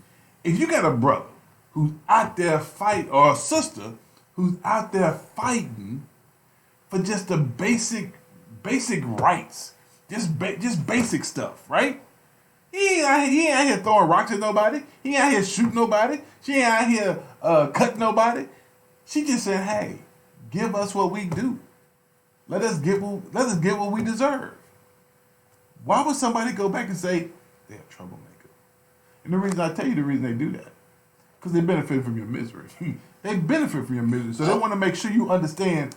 Don't listen to that nigga. Don't listen to him. Whatever you do, don't listen to him. Listen to me. Because what he gonna do is he gonna try to educate you and enlighten you. I don't need you to be enlightened. So are you referring to black preachers in the city? I'm referring to anybody who benefits from our misery. Are you referring to black preachers in the city? So what you think I'm scared to say yeah? Did you say yeah? Then what you trying to get me to do say yeah? Did you say yeah? You want me to say yeah? Did you say yeah? Yes, I said yeah. All right, then. No, but I mean seriously, Dave. Man, that's not all, but we're in a really crucial place right now. I agree, and that's the whole point I'm trying to make here, is that at some point, people are gonna have to rise up. At some point, people are gonna, you know what? When you get tired of living in the projects, then you do something about living in the projects. Okay? What you mean, Dave? Listen to my point here. Okay. You just like the rest of these folks. So it's their fault they're in the project. That's not what I said. Okay, Here you go. I knew you were going. I knew you were getting ready to jump off a cliff on this. I'm simply saying that when you're tired of a situation that you're in, you work to do something about it. Okay. Let's say you might want a new car. Okay. You got an old beat up jalopy. You work to try to get that new car. Let's say you want a new house. You work to try to get that new house. Let's say you want some new Air Jordans. You work to try to get them new Jordans. My point being is that your success ultimately does start with you. Now, I'm not saying there aren't factors that keeps you down, but we as a people have got to start saying, okay, how do we fix this problem? You understand what I'm saying? And that starts individually. How do we fix this problem? We talk about it all the time on this show. One of the ways is supporting black businesses and then calling out those so-called black leaders who are not doing anything but taking money. All these black preachers, these Baptist preachers running around here in this city alone that's taking money from the Southern Baptist Convention, which is a white convention. This is why they don't argue for black issues. The NAACP taking money from corporations so that you won't expose their bigotry and racism and discrimination. All of that, at some point, the people have got to rise up and say, hey, it's like this. I say it all the time. We need to turn all these leaders out, whether they're Democrat or Republican. We need to flip the script on their asses because you're right. There are misery merchants in politics, in churches, and throughout our community. And as long as we continue to say, and here's the problem that I have. Long as we continue to say that Nancy Pelosi is bad, but French Hill is good in Arkansas, we got a problem. You understand what I'm saying? We have to understand that these leaders, political, whether they Democrat or Republican, don't care about people, because if they did, then there would not be an argument over health care. If they did, there would not be an argument on immigration. If they did, we wouldn't be sitting here today worrying about the 1866 civil rights law that might be overturned. So I'm saying, in a perverse kind of way, just as I said, I was glad Donald Trump was elected. Maybe this would wake some people up. Maybe if Byron Allen loses today in the court, maybe it'll wake some people up. Because until we wake up, and when I say wake up, don't say I'm woke. When you wake up, that means you do something. You get your ass up out of bed. You go eat. You go to the bathroom. You do something. Until we decide that we're going to do something, then this is going to continue. The reason they continue to do this, and I'm laughing at the guy, and I told you the story about the guy at the Popeyes who went in, the white guy, and for whatever reasons, got his chicken sandwich and decided to start calling everybody in the Popeyes, who were the majority black, niggas. So when he gets outside, they whoop his butt and take his sandwich. Now, what's the point of me giving you that knowledge? Until we start kicking their butt for treating us like niggas, we're going to continue to be niggas. Okay? That's how I look at it. So it takes a radical. No, Dave. What do you mean, Dave, no? No, because let me tell you why, Dave. You sit up here in the same breath and talk about how black folk brainwashed. They are. You sit up here and say it in the same breath, and then you're going to sit up and say, these folks, if they want it, they can get it. But they can. You can't have it both ways. They can. You can't have it both ways, Dave. You can't sit up here wait a minute. Well, yes, you can. Because, Robert, the next day you say the reason they ain't got it is because they don't want it. You know what makes you want something? Okay, tell me, Dave. Desire. So you said, okay. Hold on, Dave. No. When you want something, when you see that pretty girl walking down the street and them hips are rolling, and you want her, it's desire, right? Help me measure your desire. Okay. I see you walking down the street, Dave. Mm-hmm. Help me measure your desire from you walking down the street. How exactly am I able to measure your desire? How are you able to? You can't measure my individual desire. It starts individually and grows out collectively. The desire to be free by those freedom riders and freedom marchers in the 60s. That was a collective desire. How was it collective? But in black folks is already free. I'm talking about black folks. Oh, you're talking about the black folks. Right. Which ones exactly are you talking about? The ones that didn't get on the book? Look, don't try to do I'm that. asking a question. No, I'm being serious. The ones that were out there fighting were the ones who had the desire. Those okay? with desire. All right. So you make the assumption because they didn't fight, they didn't have the same desire. There were quite a few people who didn't agree with what Dr. King then were doing. Yeah, there's a lot of people who didn't agree with Stokely Carmichael. Exactly. There's a lot of people who didn't agree with the But what I'm saying to you, there's a lot of people who didn't agree with my point to you is that. So in Little Rock, you got this classism thing amongst black folk. And it's ugly. And it is very divisive. Right? I know. And so what you hear often is people black people, we've become very good at being prejudiced against our own folk. Right? That's in every city. We use these really nice terms. So we'll say, they don't want nothing. Mm-hmm. Right? They don't want to do better. Mm-hmm. They want to be broke. Mm-hmm. They want to be in poverty. The same thing white people say about us, we also turn that on ourselves. Mm-hmm. Give you a great example. So that's brainwashing. But you look at the Little Rock School District, right? Mm-hmm. So you got an 80% black district, or 70%, whatever the number is. Have you noticed that there is no connection to the students? I mean, to the parents? How does that happen? How does that realistically happen? Nobody talks about it because nobody ever wants to talk about that. If they're afraid of talking to parents, what the hell you think they're doing to kids? And nobody wants to talk about that. Here we are on this show every day. No one wants to have that conversation. That's important to have. Yeah, we're going to support your strike, but after this strike, you and us, we're going to sit down and have a conversation because we want to understand why you haven't come to us as a community. If you say we all won and you looking out for the best interests of my kid, but it's like you gotta Shouldn't it be a partnership? Shouldn't parents be looking out for the best interests of their kid too? So you can't put it you're on. making the assumption that they're not, right? You're making the assumption that the teachers are not. How am I making the assumption? But hold on, back up. I'm getting ready How am I making the assumption? because you're simply saying that the teachers, because they haven't reached out to the parents, that they don't care about these kids.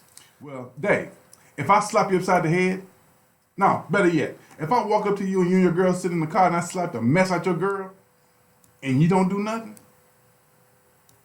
guess what, Dave? Next thing, I'm gonna slap you upside your head. You know why? Because if you didn't know when I hit your girl, you ain't gonna do nothing when I hit you. So my point to you that is same argument can be made to parents. No, it cannot. It can No, it too. cannot. Well, look, wait a minute. Hold on. Wait a Let me tell you why I can't. Look, I'm not letting the parents look. Hold on one second. If parents I'm not giving support, parents a pass. look, I'm not yes giving you parents a pass. are. Hold on one second. Yes you are. Hold on one second. Because if parents want their schools to be better, then you got to participate in those schools. Just like you participate when little Johnny is playing on Friday night, when he's shooting baskets. You need to have your butt in that school system as well. Okay? Hold on one second. Okay. Now, again, you and I are both making some assumptions. We don't know this to be the case. We're making assumptions, right? Okay.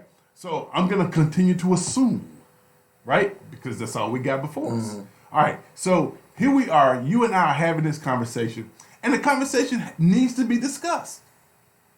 How has it been 3 years, 4 years, your district has been in takeover, and you've yet to create a relationship with parents? You've yet to create LREA has yet to create that partnership that if you look at every other union and every other strike, they had a parent-led, well, I ain't gonna say parent-led, but the parents and the teachers worked in concert.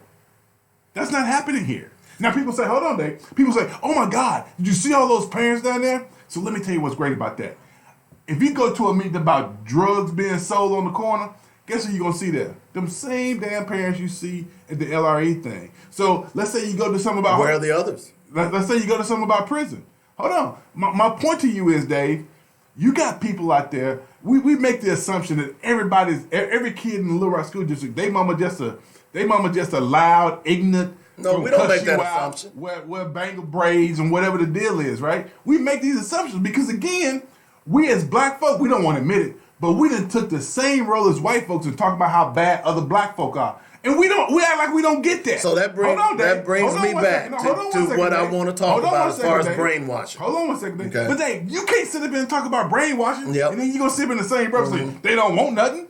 Dave, you can't have it both ways. Yeah, you did. No, I didn't. You said you gotta have some desire. You do have to have some desire. So you said they don't want nothing. No, that's not what I'm saying. Anything you accomplish, you must have some desire. Anything. If you go to prison and you want to get out of prison, you have to have the desire to get out of prison. You know why? Because you got to follow the rules, okay? Whatever you do in your life, it starts with some desire. Now, wherever that comes from, I don't know. But look, I read a story yesterday about this brother. You got a great point. I'm gonna wait for you to This finish. brother who is a multi-millionaire now, okay? You know where his beginnings began? No, tell me, Dave. In a dumpster. He was found in a dumpster. Okay? He had a desire to build houses. He's a multi-billionaire now. I'm simply saying is that we're both saying the same thing. We're not, Dave. Oh yeah, but see, the problem is that we are brainwashed. We are brainwashed into believing that someone's gonna do something for us. That's what this is all about. When we need something in our community, what do? Well, let's go to the politicians. Let's have them to create an economic zone or whatever zone, or let's go to the governor and let's have him to fix it. Instead of understanding that you can fix it your damn self. If you just have the desire. We in our community don't have the desire to fix our problems, because if you did, you'd be spending money with your own people. That's where it boils down to. We are the only community that boycotts our own community.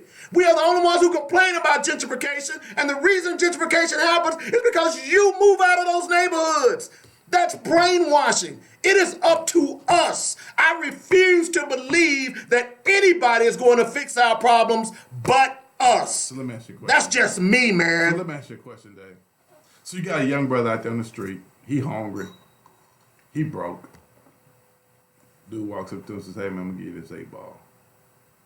You go out there and turn this A-ball, come back, bring me my money.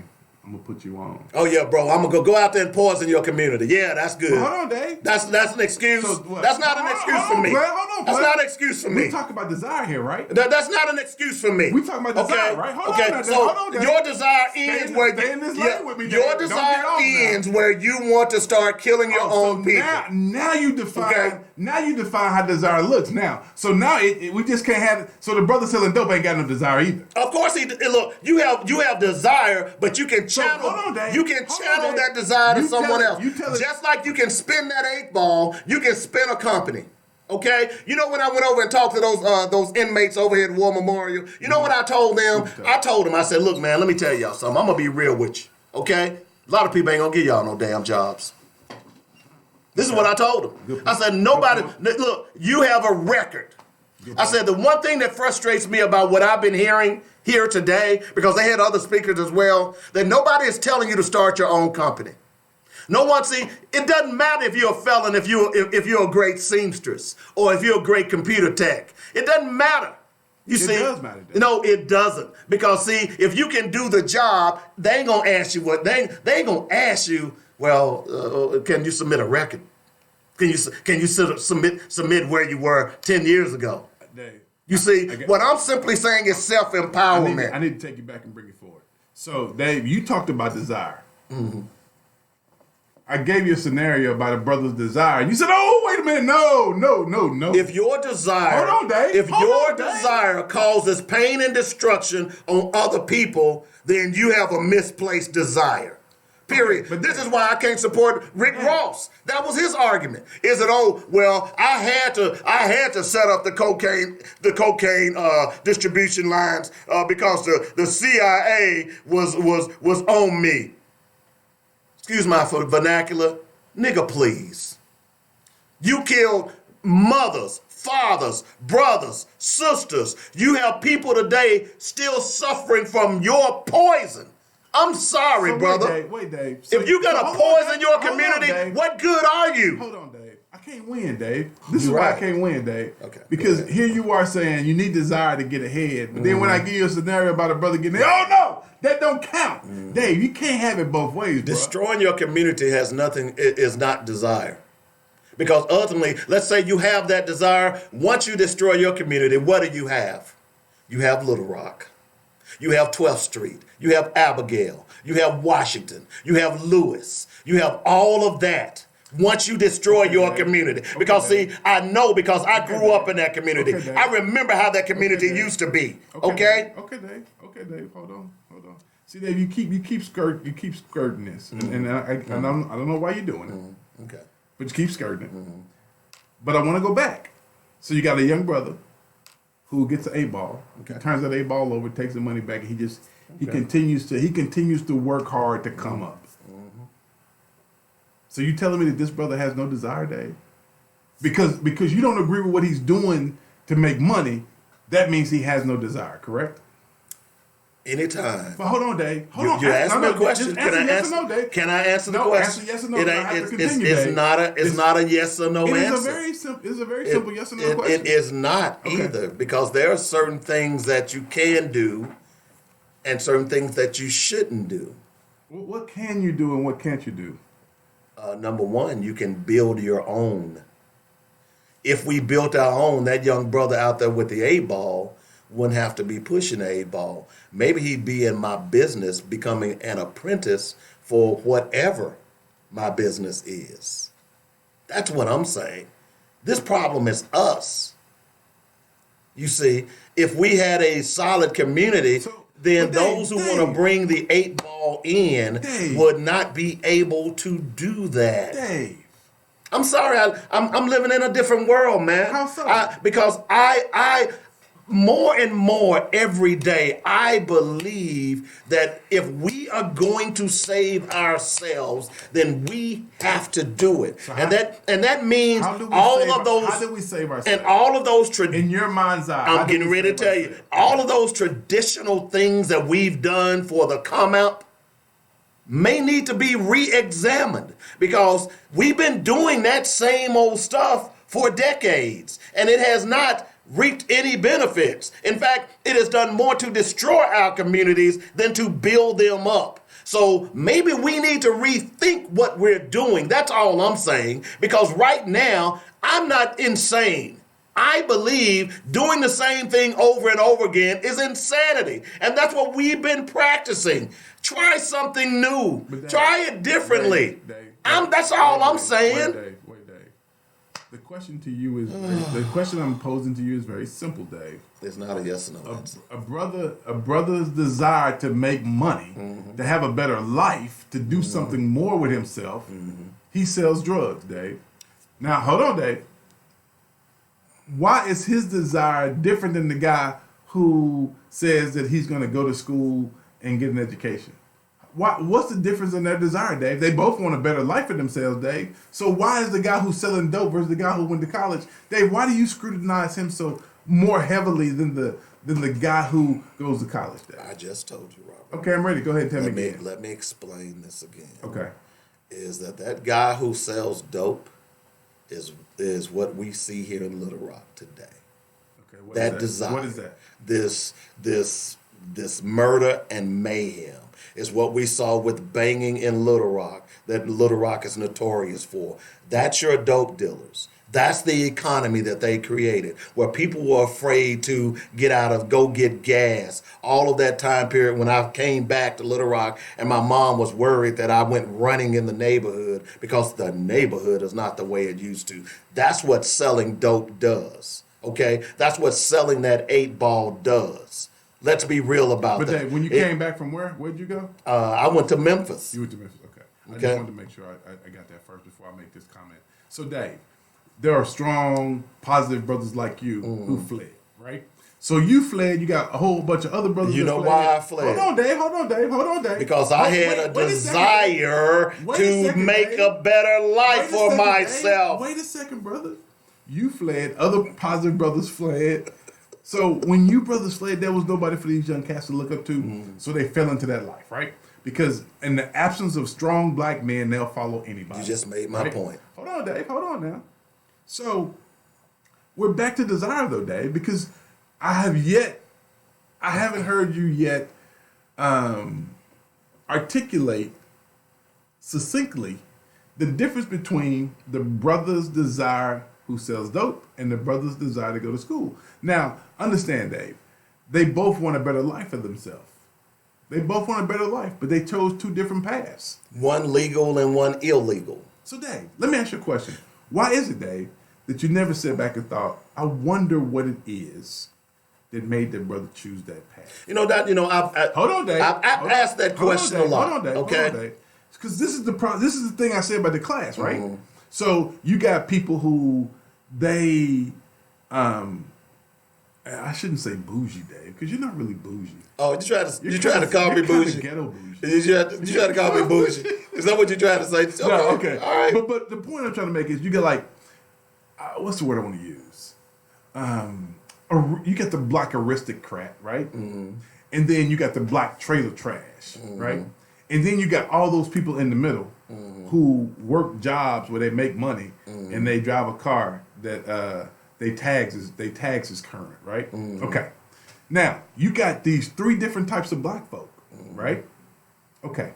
Now you got the aristocrats who look down on the middle, who look down on the folks with good tags, and then you got the folks with good tags who look down on the folks who would be what you call desireless. They lack desire, right? Now, what's problematic is that if we look at our city right now, when Mr. Ellison was shot and killed, okay, there was no outcry. When he was shot and killed by the police, no outcry. Why was that? When Black Sheep was shot and killed by the police, there was some outcry, but still there was nothing substantive that came from it. So I asked you today, this is the question I ask you today. This is the very question I want to ask you right now in this moment. I want to ask you this question. What's the difference? I hope it's not a hard question. What's the difference between a black man being shot by the police and a black man being shot by Pookie? Tell me the difference in the two. What's the difference in a black man being shot what are the circumstances? Is the Whatever you want them to be. Okay, was it a bad shoot? There's a huge difference. Okay, you can make it a bad shoot. Okay, so there's a huge difference in that. You can make it a bad shoot. Okay. It was the police shot at this. Now, police, as it relates. Let's do this. Let's make it easy for you, Dave. The police shot the black aristocrat. Okay. Right? Shot and killed him dead. Man. Okay. And the black hood dude, Pookie was shot accidentally because they were trying to shoot somebody else and they got Pookie. Now, they both dead. Exactly. Now tell me the difference between them being dead. There's no difference. So why is the outcry not just as loud for Pookie as it is for the black aristocrat? You ask black people about that. I'm asking you, Dave. You the bougie elite. Well, you the elite. You an elitist, Dave. Can I answer the you question? Part of Obama Club. The problem is that brainwashing, which I've been trying to get back to. Okay. But Dave, you can't no. You gotta let me. You ask me a question. You ask me a question. Can I answer the question, sir? Go ahead. Sir, can I answer the question? Go ahead. Okay. What makes a black man kill another black man? And this is not me saying this. This is many black psychologists and psychiatrists. Okay, tell me what the black psychologist. Because there's a self-hate within a black man. What you think it's self-hate? Oh, there's definitely self-hate. It's self-hate because you know that because you don't shop at black businesses. You just stated self-hate of how black people view other black people. That's self-hate. Okay? So if you want to fix that problem, just like it took how I don't know how you got to your consciousness, but you had a desire to get to your consciousness, right? I've always been conscious. Okay, but you had a desire to get where you are. You ain't always been conscious. You told me you were. I wouldn't. Okay, So but you had a no. Let me finish my point. Okay, my bad. Because you've been talking for 40 minutes. Okay. That's you.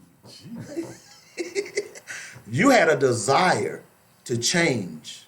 Okay. Just as you know why I left Little Rock? I had a desire to change that. You know why I left Little Rock? Okay. Because I told my friends at the Holiday Inn airport, as the head waiter where I was making buku money, I told my friends that I need to leave Little Rock. And they said, well, why would you leave? You're the head waiter. You're making great money. You're single. Yada, yada, yada. And I really was. I was smelling myself at that point in my life. And you know what I said? I said, because if I don't leave here, I'm going to end up dead. Okay, so I had a desire Dave, to. Why do you always, Dave? Listen to Dave, me. I ask you to open the door. You start painting the house, cutting the grass. Dave, let me in the house, man. Just let me in the house. I'm just simply saying, sir. I called you and said, Dave, I want to come over. I want to watch the game with you. You come outside, just bring some beer. Cutting the grass. Bring some beer. You start cutting the grass. You start painting I'm just the simply walls. saying. Let me go back to my question because maybe you missed it, okay? I didn't miss the question. I was trying to answer your question before I was rudely interrupted. But Dave, why you gotta put my jeans down? Why you gotta put my long johns down? Why you gotta put my shorts down? Before you just answer my question? Dave, just answer my question, man. You ain't gotta take me through all that. Just answer my question. I'm just simply saying. Come on, man. Answer my question. I know you're trying to kill time. I ain't gonna let you get off the hook tomorrow. I'm gonna come back and bring this right back at you tomorrow. You asked the question. All right, go ahead. How is it that two people can grow up in the same area and have different desires? No, Dave. That's not what I asked you, Dave. That was one of them. Hell yeah. No, that's not the question. You asked me so many questions. When I try to answer one, you jump to another one. Let me give you the because I beat your point, then you want to try to make another point. Let me give it to you, Dave. Okay. The point is, Dave. Oh, God. What's the difference between the black aristocrat who was shot by the police and Pookie who was shot by Bebe?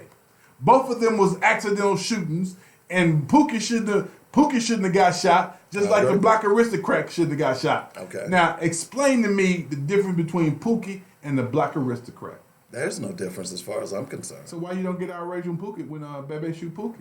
I do get outraged. What you do? I talk about it here on the show. Okay. I talk about it to other people. Why don't the rest of your folks do it? As a matter of fact, while I was in Nashville and hopefully while I'm back in Little Rock, I put together a Rites of Passage and Queenship program to talk to young people about choices. But Dave, can I ask you a question?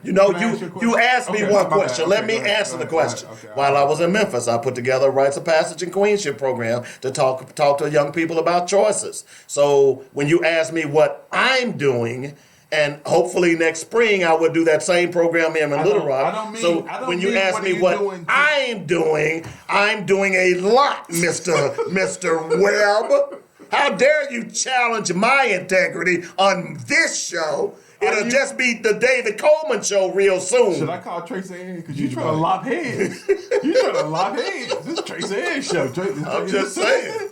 No, seriously. I don't mean what are you doing in respects to what are you doing, right? Mm-hmm. When I say you, I mean your black aristocrats. All your black aristocrats. Why you saying my black aristocrat? Because let me help you. Let me help you. Because that conversation... I am not a black aristocrat. Yes, you are, Dave. I am not either. You might not act like it, but you are. You think like one. But Dave, this is the point right here. You ready? This is the point right here, Dave. This is the point. No, Dave, this is the point. This is the point. Listen to me, Dave. Okay. So if you look at your black aristocrats, that would be your black elected officials, your black pastors, all these black folks in Little Rock who hold positions of power. That's your black aristocrat, right? I don't hold any position of power. And again, Dave, you got all your people who their tags ain't expired. They got good tags, right? Okay. These is all these people that got the good tags, okay? All right.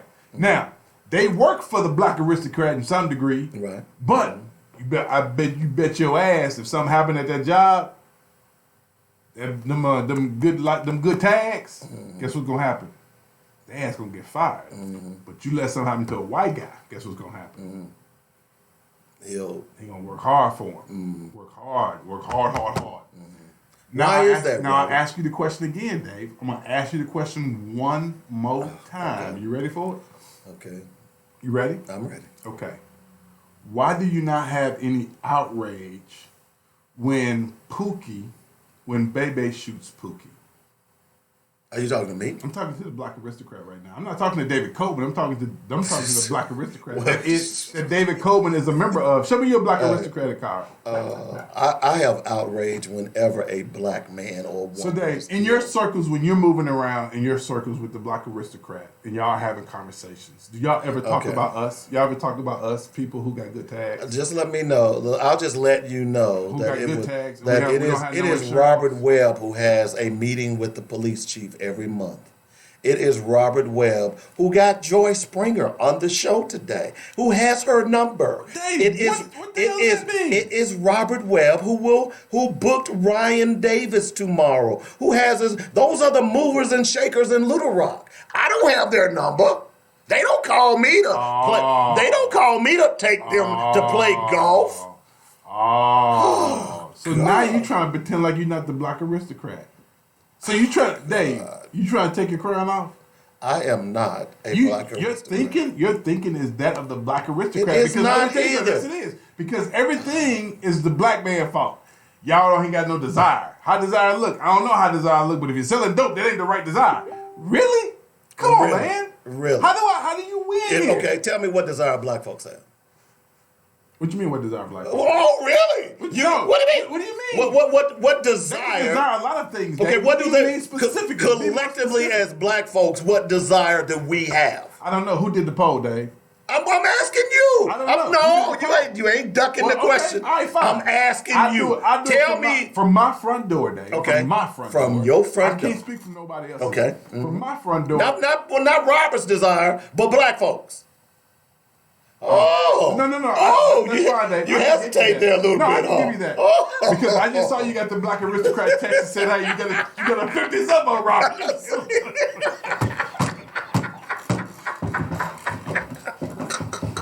Don't let it do that to us. He knows the gig is up. We're gonna kick you out. You better act right. No. But seriously, no. I know. You're killing me. But no, but Dave, you get my point though. There is this double standard in our community. There is truly a double standard, right? Where we talk about Pookie, but we don't talk about Elijah who's screwing us over too. Only difference is Elijah wears a suit when he screws us. Pookie, he just have his pants down. Oh, he preaches to you every Sunday. But we don't have the same disdain for him that we got for Pookie. But in my opinion, he is far worse than Pookie because he sides with people downtown, and every day of your life he's sticking it in you with no Vaseline, and you take it, and you also say, Thank you very much. May I have more? The black aristocrats I'm talking about y'all, Dave. Just in case you know who I was talking to, Dave. Why are you trying to cast aspersions on me, man? I'm just saying, Dave. Because I'm not even into people with good tags, Dave. I'm at that other end, Dave. Let me just say this. Okay. Let me just say this, dude, and try not to interrupt me. Okay. I knew you. Okay. I ain't gonna say nothing. Go ahead, bro. I'm just gonna say this: that I firmly believe that I am the captain of my ship, the master of my domain. All right, and we as black people, if we don't develop that mentality, whereas that we're going to support us, where we're going to take care of us, then there is no excuse. Look, part of the reason Lil Pookie is out there selling that 8-ball because Lil Pookie don't have role models. Role models are people who own businesses. We have no businesses in our community. There is no excuse that our children are double and triple unemployment every summer. You know why? Because we don't have businesses. If you want to fix this problem, then you got to get out there and help fix the problem. It starts with each and every one of us by voting with your dollars. And that means go out of your way to spend money with black people. Go out of your way to build black businesses. Go out of your way to stop and help Lil Pookie and say, hey, Lil Pookie, if you can spend that 8-ball, then you can spend sales. You can sell at radio stations and make more money and not worry looking over your shoulder that someone's going to blow your damn brains out. That's what we have to do. But we as a collective group of people, we are not. Why you doing that, man? See, I didn't do that when you want your little soliloquy. I thought you turned my mic off. My bad. Okay, go ahead. Okay, I'm sorry. No, I'm done. No, go ahead. I'm done. No, seriously, go ahead. I'm done dropping knowledge. I'm just simply saying that at the end of the day, brainwashing has affected us all. We call it white supremacy. Okay? And until we deprogram ourselves, the only difference in me and you... That you part of the black aristocrat. No, I've deprogrammed. Okay? That's the only difference. Okay? So there's a difference between me and you? Yeah, a little bit. I'm sorry. Okay. But everybody ain't able. But I know you're coming along, and I'm going to help you every step of the way. Now, did you see how I did that? How you doing, right? Did you see how I did that? You ain't with me, dog. Right, but I did say, I know you're coming. I gave you a positive vibe. And I said that I will help you every step of the way. You see how I did that? I want to be hazed into the black aristocrats. Okay. So, do you see how I did that, though? I first need to get up to the black folks with good tags. Did you see how I did that? Do I need to get that first? In other words, I'm going to reach back and help a brother out. How long can I drive with my paper tags and then y'all let me come into the thing? Long as you don't get stopped. That's up to you. As long as I don't get stopped. So, okay. So, if I get my tags next week, I can come and be initiated. Yeah, you can come. Okay, I can come to the black. You can cross the burning sands. but seriously, Dave, we're having fun with this. But my point is it really there are these 3 different classes in our city of black folk. I agree. And I don't think we're going to be successful until we all come together collectively. You're saying the same thing I'm saying. So you got to... No, I'm not saying the same thing you're saying. You are. No, I'm not. Let me tell you why are we split? Why are we split? Because you got a desire measurer because you're part of the black aristocrats. Why are we split? Why do we have those 3 segments in Little Rock? Because of the black aristocrats. Y'all want it to be that way because y'all can't profit if we ain't down here. If we ain't got the good tag folk and the paper tag folk. We paper tag folk been around these paper tags for 2 years. Y'all got good tags. Y'all won't tell us the trick. Y'all won't tell us the trick when we go buy a car. Y'all say, hey man, see, when you go buy your car, you need to ask this is why I don't talk money. to you. This is why I don't talk to you people.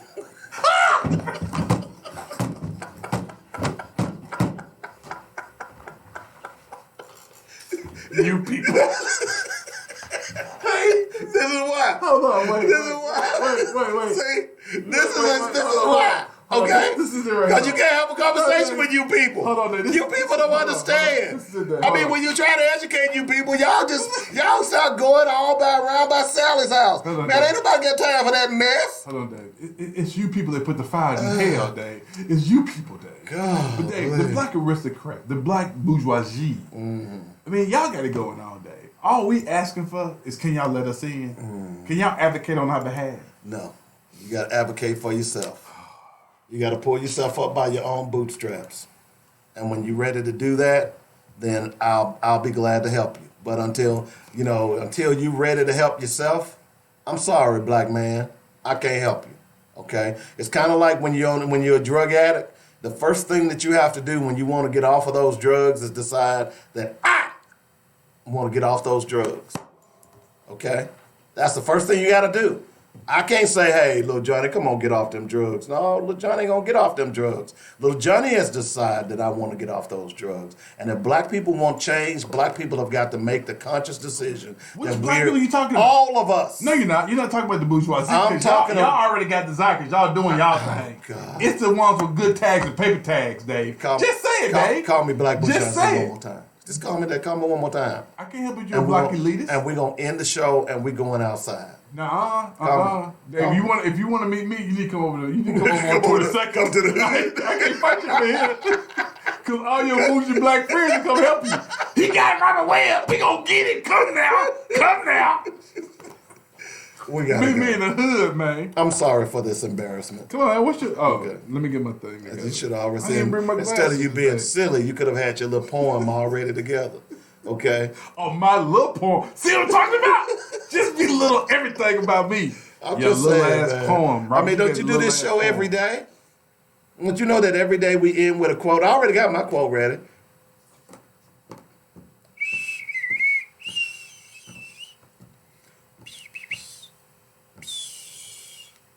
That's a great quote, Robert.